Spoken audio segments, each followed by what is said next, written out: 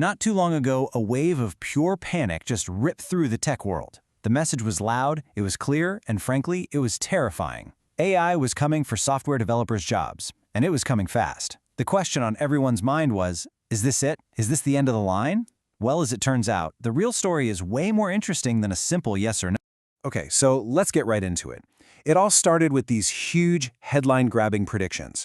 Back in 2023, you had tech CEOs confidently saying that, yeah, in just a couple of years, 80% of developers would be automated away.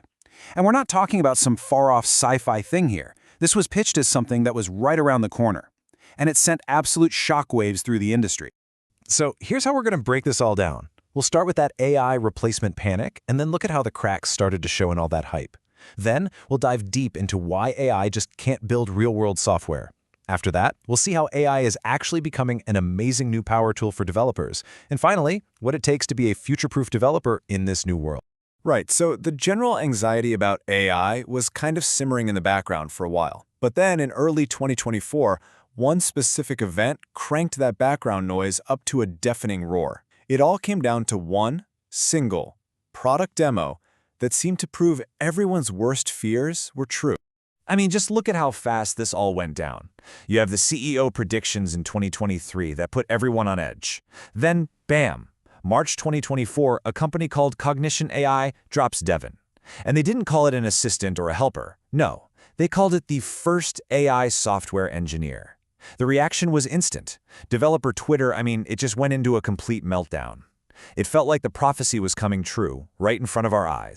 And the reason this demo hit so hard was because it promised the whole shebang. It wasn't just spitting out little bits of code.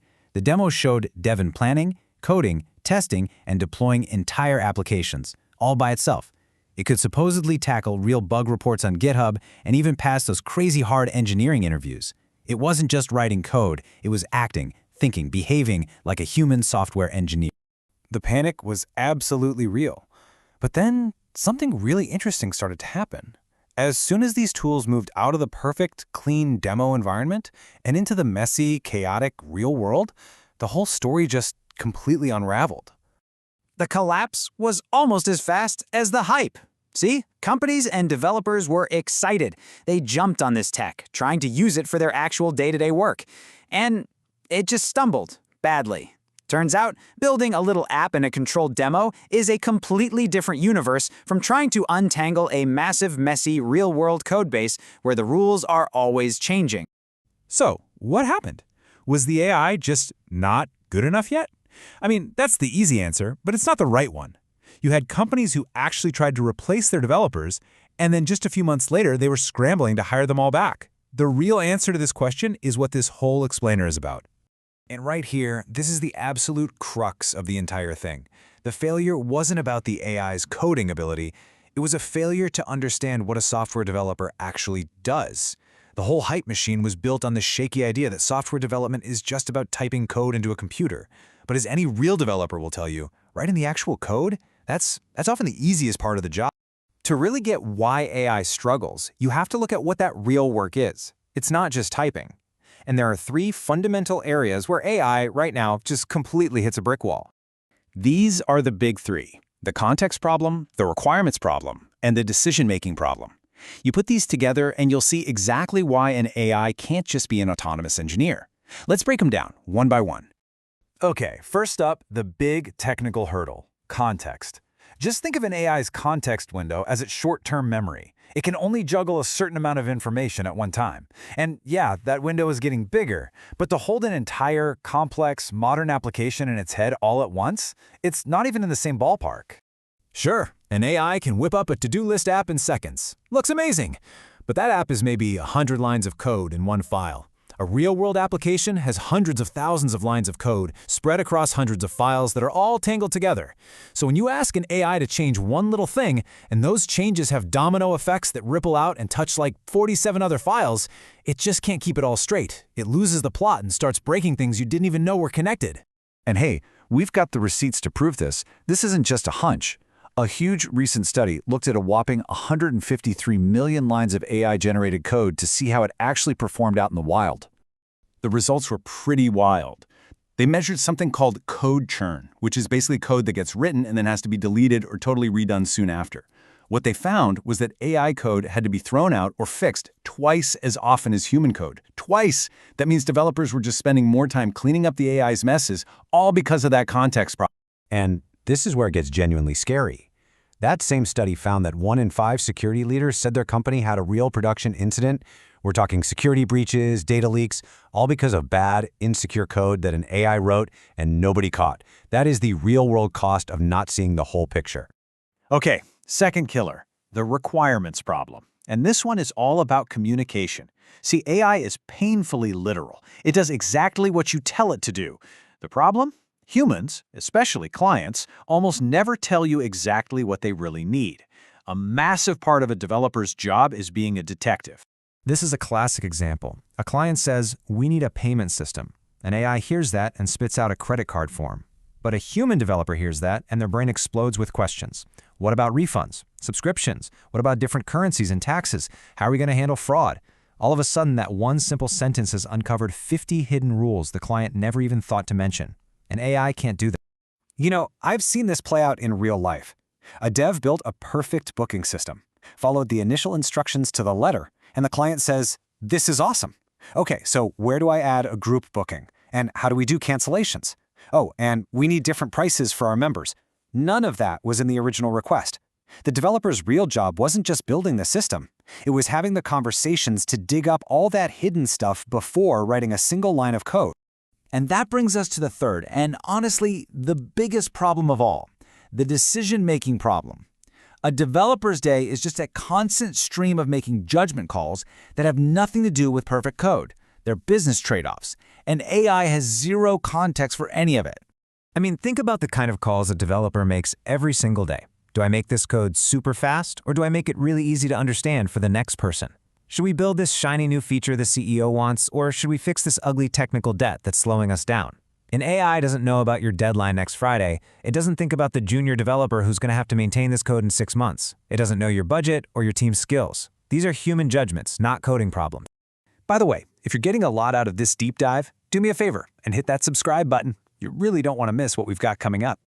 Okay, so AI can't handle context, it can't handle requirements, and it can't make real decisions. So what good is it? Well, this is where the narrative shifts from AI is going to take my job to AI is going to make me a superhero at my job. Given everything we've just talked about, it's a fair question, right? If it can't do the hard stuff, is it useless? And the answer is not even close. It's not a replacement. It's a tool, and it is an unbelievably powerful one. The best way to think about it is this: the power drill. Before power drills existed, carpenters built things with hand drills. When the power drill came along, did all the carpenters get fired? No, of course not. They just got way faster. They became more efficient. They could build bigger, better things. That's exactly what AI is for a developer. It's a force multiplier. And we've got the numbers on this too. Study after study is showing that developers who really learn how to use AI tools are, on average, 35% more productive. I mean, 35%. That is a huge, huge boost. But here's the kicker. That doesn't mean companies need 35% fewer developers. It means the business now wants to build 35% more stuff faster. This is the new workflow. The developer is still the architect. They provide the vision, the context, the why. Then they hand off the tedious implementation, the grunt work, to the AI. And then, and this part is crucial, the developer steps back into review, to check the work, and to carefully integrate it into the bigger system. The developer is the architect, and the AI, it's the super fast, tireless construction crew. And man, for that construction work, AI is an absolute beast. It completely crushes all the boring, repetitive stuff that used to suck up a developer's time. Writing boilercode code, setting up database tables, generating test files. AI does that in seconds. It's also an incredible brainstorming partner. You can ask it, "Hey, show me how to solve this with recursion, and then show me with a simple loop," and instantly compare them. It just makes you a better, faster thinker. So what does this all mean for you, the developer? If AI is handling all the grunt work, what skills actually matter now? Well, it means the job isn't going away, it's leveling up. The bar for what makes a great developer is getting higher. And get this, demand for developers is actually higher than ever. Why? Because now that AI makes development faster, companies are getting greedier. They want more features, more products, more automation. Every company wants to be a tech company. And that means the need for people who can properly direct this new power tool is through the roof. This right here perfectly breaks down that shift in what really matters. The stuff that's becoming less valuable, it's all the stuff AI can do. Memorizing weird syntax, AI knows all of it. Writing boilerplate, gone. But the skills that matter more than ever are all the human ones we talked about. Deeply understanding the business problem. Being the person who can turn a vague idea into a concrete plan. And most of all, architectural thinking. Designing big, healthy systems that can last for years. So how do you become indispensable in this new world? It really boils down to three things. 1, always focus on the business need, not just the code.